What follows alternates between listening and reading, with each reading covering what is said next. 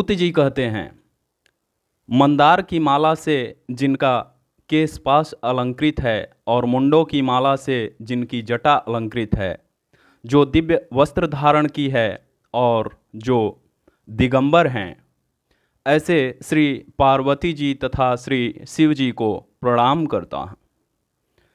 रमणीक कैलाश पर्वत के शिखर पर बैठी हुई श्री पार्वती जी कहती हैं, हे महेश्वर, हमें कोई गुप्त व्रत या पूजन बताइए जो सब धर्मों से सरल हो, जिसमें परिश्रम भी कम करना पड़े लेकिन फल अधिक मिले। हे नाथ, यदि आप मुझ पर प्रसन्न हो तो यह विधान बताइए। हे प्रभु, किस तप, व्रत या दान से आदि, मध्य और अंत रहित आप जैसे महाप्रभु हमको प्राप्त हुए हैं। शिव जी बोले, हे देवी सुनो, मैं तुमको एक व्रत जो मेरा सर्वस्व और छिपाने योग्य है, लेकिन तुम्हारे प्रेम के वशीभूत होकर मैं तुम्हें बतलाता हूँ। शिव जी ने कहा, भारतवर्ष में जैसे नक्षत्रों में चंद्रमा, ग्रहों में सूर्य, वर्णों में ब्राह्मण, देवताओं में विष्णु भगवान, नदियों में गंगा, पुराणों में महाभारत, वेदों में सामवेद और इंद्रियों में मन श्रेष्ठ हैं, सब पुराणों और वेदों का सर्वस्व जिस तरह कहा गया है, मैं तुम्हें एक प्राचीन व्रत बतलाता हूँ। एकाग्र मन से सुनो। जिस व्रत के प्रभाव से तुमने मेरा आधा आसन प्राप्त किया है, वह मैं तुमको बतलाऊंगा, क्योंकि तुम मेरी प्रेयसी हो। भाद्रपद मास में हस्त नक्षत्र से युक्त शुक्ल पक्ष की तृतीया तिथि को उसका अनुष्ठान मात्र करने से स्त्रियां सब पापों से मुक्त हो जाती है। हे देवी, तुमने आज से बहुत दिनों पहले हिमालय पर्वत पर इस व्रत को किया था। यह वृतांत मैं तुमसे कहूँगा। पार्वती जी ने पूछा, हे नाथ, मैंने क्यों यह व्रत किया था? यह सब आपके मुख से सुनना चाहती हूँ। उत्तर की ओर एक बड़ा रमणीक और पर्वतों में श्रेष्ठ हिमवान नामक पर्वत है। उसके आसपास तरह तरह की भूमियाँ हैं, तरह तरह के वृक्ष उस पर लगे हुए हैं, नाना प्रकार के पंछी और अनेक प्रकार के पशु उस पर निवास करते हैं। वहाँ पहुंचकर गंधर्वों के साथ बहुत से देवता, सिद्धचारण, पंछीगण सर्वदा प्रसन्न मन से विचरते हैं। वहाँ पहुंचकर गंधर्व गाते हैं, अप्सराएं नाचती है। उस पर्वतराज के कितने ही शिखर ऐसे हैं कि जिनमें स्फटिक, रत्न और वैदुर्य मणि आदि की खानें भरी हैं, आकाश का स्पर्श किए रहता है। उसके समस्त शिखर सदैव हिम से आच्छादित रहते हैं और गंगा जल की ध्वनि सदा सुनाई देती है। हे पार्वती, तुमने बाल्यकाल में उसी पर्वत पर तपस्या की थी। 12 वर्षों तक तुम उल्टी टंग कर केवल धुआं पीकर रही। 64 वर्षों तक सूखे पत्ते खाकर रही। माघ मास में तुम जल में बैठी रहती और बैसाख की दोपहरिया में पंचग्नि तापती थी। श्रावण महीने में जल बरसता तो तुम भूखी प्यासी रहकर मैदान में बैठी रहती थी। तुम्हारे पिता इस तरह के कष्ट सहन को देखकर बड़े दुखी हुए। वे चिंता में पड़ गए कि मैं अपनी कन्या किसको दूं। उसी समय नारद जी वहां आ पहुँचे। मुनि श्रेष्ठ नारद जी उस समय तुम्हें देखने गए थे। नारद जी को देखकर गिरि ने अर्घ्य, पाद, आसन आदि देकर उनकी पूजा की और कहा, हे स्वामिन, आप किसके लिए आए हैं? मेरा अहोभाग्य है, आपका आगमन मेरे लिए अच्छा है। नारद जी ने कहा, हे पर्वतराज सुनो, मैं भगवान विष्णु का भेजा हुआ आपके पास आया हूँ। आपको चाहिए कि वह योग्य कन्या रत्न किसी योग्य वर को दें। भगवान विष्णु के समान योग्य वर ब्रह्मा, इंद्र और शिव इनमें से कोई नहीं है। इसलिए मैं यही कहूँगा कि आप अपनी कन्या भगवान विष्णु को ही देवें। हिमवान ने कहा, भगवान विष्णु स्वयं मेरी कन्या ले रहे हैं और आप यह संदेश लेकर आए हैं, तो मैं उन्हें अपनी कन्या दूंगा। हिमवान कि इतनी बात सुनकर मुनि राज नारद आकाश में विलीन हो गए। वे पीताम्बर, शंख, चक्र और गदाधारी भगवान विष्णु के पास पहुँचे। वहाँ हाथ जोड़कर नारद जी ने भगवान विष्णु से कहा, हे देव सुनिए, मैंने आपका विवाह पक्का करा दिया। उधर हिमवान ने पार्वती के पास जाकर कहा, हे पुत्री, मैंने तुम्हें भगवान विष्णु को दे डाली। तब पिता की बात सुनकर तुम बिना उत्तर दिए ही अपनी सखी के घर चली गई। वहीं जमीन पर पड़कर तुम बड़ी दुखी होती हुई विलाप करने लगी। तुमको इस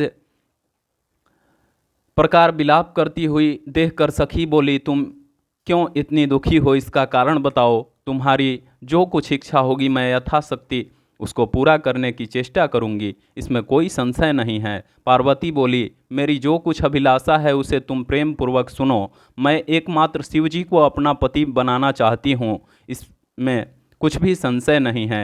मेरे इस विचार को पिताजी ने ठुकरा दिया है, इससे मैं अपने शरीर को त्याग दूंगी। पार्वती की इस बात को सुनकर सखियों ने कहा कि शरीर का त्याग ना करो, चलो किसी ऐसे वन में चले जहाँ पिता को पता ना लगे। ऐसी सलाह कर तुम वैसे वन में जा पहुँची। उधर तुम्हारे पिता घर घर तुम्हें खोजने लगे। दूतों द्वारा भी खबर लेने लगे कि कौन देवता या किन्नर मेरी पुत्री को हर ले गया है। उन्होंने मन ही मन पक्का कहा, मैं नारद जी के आगे प्रतिज्ञा कर चुका हूँ कि अपनी पुत्री भगवान विष्णु को दूंगा। ऐसा सोचते सोचते हिमवान मूर्छित हो गए। गिरिराज को मूर्छित देखकर सब लोग हाहाकार करते दौड़ पड़े। जब होश हुआ तो सब पूछने लगे कि गिरिराज, आप अपनी मूर्छा का कारण बताइए। हिमवान ने कहा, आप लोग मेरे दुख का कारण सुने, न मालूम कौन मेरी कन्या को हर ले गया है। ऐसा नहीं हुआ तो उसे किसी काले सांप ने काट लिया या सिंह खा गए होंगे। हाय हाय, मेरी बेटी कहाँ गई? किसी दुष्ट ने मेरी पुत्री को मार डाला। ऐसा कह वे वायु के झोंके से कांपते हुए वृक्ष के समान कांपने लगे। इसके बाद हिमवान तुम्हें वन वन खोजने लगे। वह वन भी सिंह, भालू, हिंसक जंतुओं से बड़ा भयानक हो रहा था। तुम भी अपनी सखियों के साथ उस भयानक वन में चलती चलती एक ऐसी जगह जा पहुंची जहां एक नदी बह रही थी। उसके रमणीय तट पर एक बड़ी सी कंदरा थी। तुमने उसी कंदरा में आश्रम बना लिया और मेरी एक बालुकामयी प्रतिमा बनाकर अपनी सखियों के साथ निराहार रहकर मेरी आराधना करने लगी। जब भाद्रपद शुक्ल पक्ष की हस्तयुक्त तृतीया तिथि प्राप्त हुई तब तुमने मेरा विधिवत पूजन किया और रात भर जागकर गीत वाद्य आदि से मुझे प्रसन्न करने में बिताया। उस व्रतराज के प्रभाव से मेरा आसन डगमगा उठा, जिससे मैं तत्काल उस स्थान पर जा पहुंचा जहां तुम अपनी सखियों के साथ रहती थी। वहां पहुंचकर मैंने तुमसे कहा कि मैं तुम पर प्रसन्न हूँ, बोलो क्या चाहती हो। तुमने कहा, मेरे देवता, यदि आप मेरे ऊपर प्रसन्न हैं तो मेरे पति बने। मेरे तथास्तु कहकर कैलाश पर्वत पर वापस आने पर तुमने वह प्रतिमा नदी में प्रवाहित कर दी और सखियों के साथ उस महाव्रत का पारण किया। हिमवान भी तब तक उस वन में तुम्हें खोजते हुए आ पहुँचे। चारों दिशाओं में तुम्हारी खोज करते करते वे व्याकुल हो चुके थे, इसलिए तुम्हारे आश्रम के समीप पहुँचते ही गिर पड़े। थोड़ी देर बाद उन्होंने नदी के तट पर दो कन्याओं को सोते हुए देखा। देखते ही उन्होंने तुम्हें छाती से लगा लिया और बिलख कर रोने लगे। फिर पूछा, पुत्री, तुम सिंह, व्याघ्र आदि जंतुओं से मेरे भरे इस वन में क्यों आ पहुँची? पार्वती जी ने उत्तर दिया, हे पिताजी, मैंने पहले ही अपने आप को शिव जी के हाथों सौंप दिया था। आपने मेरी बात टाल दी, इससे मैं यहाँ चली आई। हिमवान ने संतावना दी कि हे पुत्री, मैं तुम्हारी इच्छा के विरुद्ध कुछ न करूँगा। वे तुम्हें अपने साथ घर लेकर गए और मेरे साथ तुम्हारा विवाह कर दिए। इसी से तुमने मेरा अर्धासन पाया है। तब से आज तक किसी के सामने मुझे यह व्रत प्रकट करने का अवसर नहीं प्राप्त हुआ। हे देवी, मैं यह बताता हूँ कि इस व्रत का हरतालिका नाम क्यों पड़ा। तुमको सखिया हर ले गई थी, इसलिए हरतालिका नाम पड़ा। पार्वती जी ने कहा, हे प्रभु, आपने नाम तो बताया, अब इसकी विधि भी बताएं। इसका क्या पुण्य है, क्या फल है? यह व्रत कौन करे। श्री शिव जी पार्वती जी से कहते हैं, हे देवी, मैंने समस्त स्त्री जाति की भलाई के लिए यह उत्तम व्रत बतलाया है। जो स्त्री अपने सौभाग्य की रक्षा करना चाहती है वह यत्नपूर्वक इस व्रत को करे। चंदन आदि केले के खंभे आदि से सुशोभित एक सुंदर मंडप बनावें। उसमें रंग बिरंग के रेशमी कपड़ों से चांदुआ लगाकर चंदन आदि सुगंधित द्रव्यों से वह मंडप लिपवाएं। फिर शंख, भेरी, मृदंग आदि बाजे बजाते हुए बहुत से लोग एकत्रित होकर तरह तरह के मंगलाचार करते हुए उस मंडप में पार्वती तथा शिव जी की प्रतिमा स्थापित करें। उस रोज दिन भर उपवास कर बहुत से सुगंधित फूल, सुगंध और मनोहर धूप, नाना प्रकार के नैवेद्य आदि एकत्र कर मेरी पूजा करें और रात भर जागरण करें। ऊपर जो जो वस्तुएं गिनाई गई उनके अतिरिक्त नारियल, सुपारी, जंबीरी, नींबू, लौंग, अनार, नारंगी आदि जो जो फल प्राप्त हो सके उन्हें इकट्ठा कर लें। उस ऋतु में जो फल तथा फूल मिल सके विशेष रूप से रखें। इसके बाद धूप दीप आदि से पूजन कर प्रार्थना करें, हे शिवे, शिव रूपिणी, हे मंगले, सब अर्थों को देने वाली हे देवी, हे शिव रूपे आपको नमस्कार है। हे शिव रूपे आपको सदा के लिए नमस्कार है। हे ब्रह्मरूपिणी आपको नमस्कार है। हे जगतधात्री आपको नमस्कार है। हे सिंहवाहिनी, संसार के भय से भय भीत मुझ दीन की रक्षा करें। इस कामना की पूर्ति के लिए मैंने आपकी पूजा की है। हे पार्वती, मुझे राज्य और सौभाग्य दें, मुझ पर प्रसन्न होएं। इन्हीं मंत्रों से पार्वती तथा शिव जी की पूजा करें।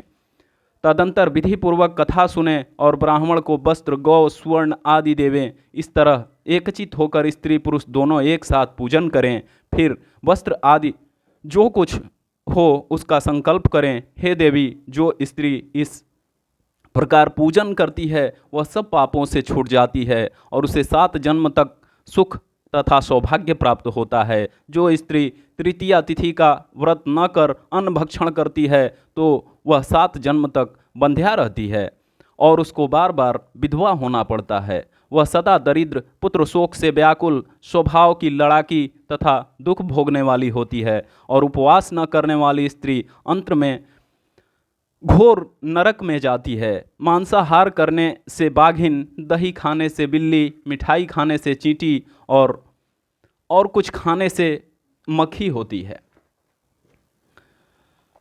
तीज को अन्न खाने से सूकरी, फल खाने से बंदरिया, पानी पीने से जोंक, दूध पीने से सांपिन, उस रोज सोने से अजगरी और पति को धोखा देने से मुर्गी होती है। इसलिए सभी स्त्रियां व्रत अवश्य करें। दूसरे दिन स्वर्ण, चांदी, तांबा अथवा बांस के पात्र में अन्न भरकर ब्राह्मण को दान दें और पारण करें।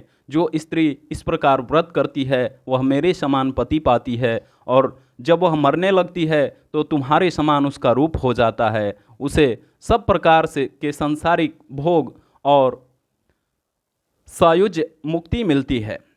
इस हरतालिका की व्रत कथा मात्र सुन लेने से प्राणी को 1000 अश्वमेध और सैकड़ों वाजपेय यज्ञ करने का फल प्राप्त होता है। हे देवी, मैंने यह सब व्रतों में उत्तम व्रत बतलाया जिनके धारण करने से प्राणी सब पापों से छूट जाता है। इसमें कोई भी संशय नहीं है।